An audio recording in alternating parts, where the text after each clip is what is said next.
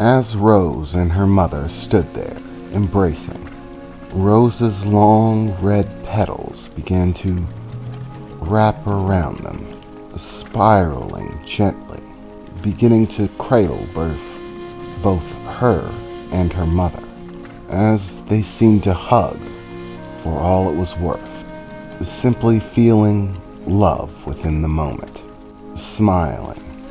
After a few moments, Mary finally began to separate from Rose, and as they began to separate, Rose's petals once again furled away, extending back out into their wide reach. In comparison to her mother's petals, they were immense, and yet vastly different in other ways. Rose's petals seemed almost frail. Mary reached out, gently grasping hold of one of Rose's petals as it swayed gently in the breeze, like silk ribbons. It was warm and soft to the touch, and its appearance of frailty went beyond simply being thin.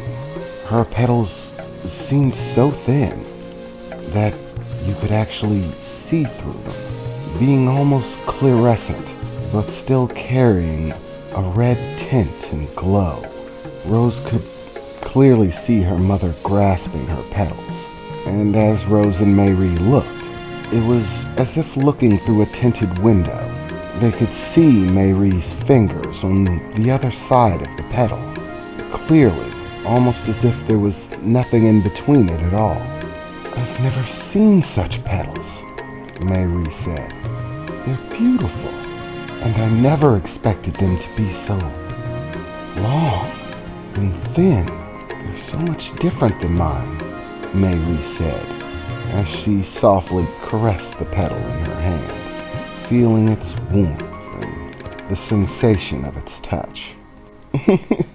Rose chuckled a bit, giggling to herself. "You're right, it does tickle," Rose said, as she watched her mother gently touching her petal. It was at that point that Rose turned around, looking up at the massive stalk with a gigantic rose upon the top of it, from which she herself had emerged. "Wow, Mom, I mean, you told me the bloom was going to be special, but I didn't think it was going to come to this. That's crazy," she said, looking up at the gigantic flower. "Rose, that is not normal." "What?" Rose replied. "What do you mean it's not normal? I mean, I bloomed just like you said I would." "Yes, Rose," her mother replied, "but your bloom is special, far more so than I ever could have anticipated, Rose. Rose, you are a royal bloom." "A royal bloom?" Rose replied, looking curiously at her mother. "Yes, Rose," Mary said as she closed in, slightly and gently holding Rose's face, placing her forehead against her daughter's. "A royal bloom is the most special of blooms. So special, in fact, that it has been countless thousands of years since one has occurred. It is rumored that the first person to have a royal bloom is actually the one who created our world, who filled it with the vast amounts of life that it overflows with, created all of the individual races that inhabit it, filled it with life. Of course, these are only legends, passed down by the Veiri, the elders, the tree folk. In essence, the royal bloom, unlike any other bloom, is when one is chosen by nature itself, by the elemental forces that dwell within a world, within the universe itself. They find one that they deem worthy and bestow upon them the right to rule, command over nature itself. It means that you're the queen, sweetheart, destined by birth to rule, given right by nature itself. You mean I'm the queen of nature? Rose said, seeming completely taken back. Her mother smiled, laughing a bit. Yes, Rose, you're the queen of nature. But what does that even mean? Rose replied. Like, what does being the queen of nature entail? Well, to be honest, Rose, I'm not sure. As I said, it has been many thousands of years since there was a royal bloom on our homeworld. Quite frankly, I don't know what to expect of it. Whether it is simply a title that others are meant to respect, or whether it will affect your abilities, I simply can't say. I don't possess the knowledge. The only ones that might possess it would be the Veiri of our homeworld, the carriers of knowledge through the generations. Okay, I'm gonna ask you a few questions if you don't mind, Jack said, stepping forward. Oh, and before I do, congratulations on the bloom, Rose. You look fantastic. Those petals are definitely something. But on to other things. Exactly what does Queen of Nature entail as far as your homeworld is concerned? I mean, what does it mean? Is it specific to here, or is it all nature everywhere? In other words, is your daughter the Queen of Nature on Earth? Or would that crown of hers also apply to your homeworld? If she went back, would they respect it? Would they have to acknowledge her as a royal bloom or whatever?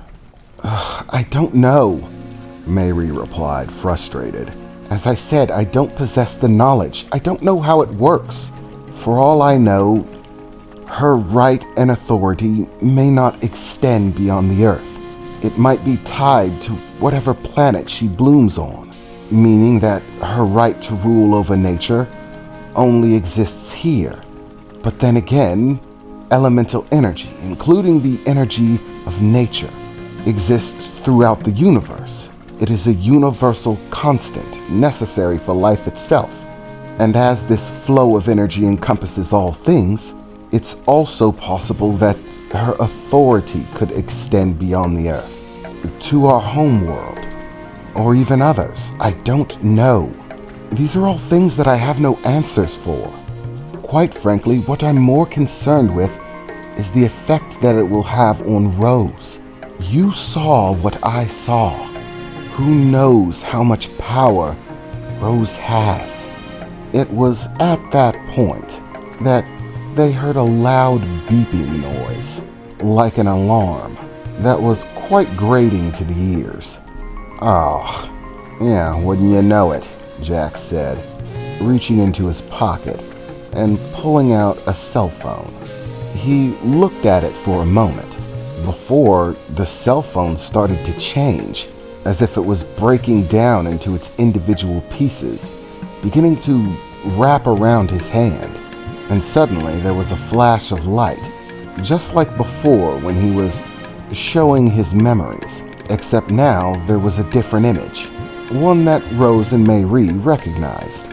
It was the young blonde woman, Titan, apparently their daughter. Hey, what is going on down there? Did you see that? Yeah, I saw it, Jax replied, smiling. Trust me, I saw it. Oh, you have no idea, Titan replied. The entire world is losing their shit. What? Jax replied. Oh, so apparently you didn't see it. Well, at least not all of it. News stations around the world are losing their minds. There's camera footage from everywhere. It's a worldwide phenomenon. News stations are broadcasting, reporters are going out, satellite images are beginning to try to track the source of the anomalous event, try to figure out what was causing it. I've been monitoring all government activities. Currently, they've been starting to look over satellite imagery. They haven't been able to tell much, but they have noted that there's actually a pattern to the alighting of natural plants on Earth. Apparently, all of the light that was being emanated by the trees, plants, grass, everything, it all flowed like a ripple. Right now, they're trying to pinpoint the central location because they've already been able to deduce that this ripple of light all seem to be funneling to a specific location. A location that I've already happened to track. And when I did, wouldn't you know it, it's basically where you are. So, explain it. What did you do? Don't hold out on me, Dad. Hey, why does it have to be me who did something? Because it's always you who did something. Anytime anything crazy happens, it's always you. Crazy is sort of your thing. Well, I'll have you know I had nothing to do with this, little Miss Sassy Britches. Then what was it? Titan replied. Well, let's just say that Rose's bloom was a little bit more special than we originally predicted. What? You're telling me Rose did that? Yeah, that's absolutely what I'm telling you. And trust me, even from the ground floor where I was watching, it was a hell of a show. Oh my god, I knew I should have come. Okay, give me access. I want the memories. I need to start analytics now. Alright, cool your britches. Access granted. Download memory and intel.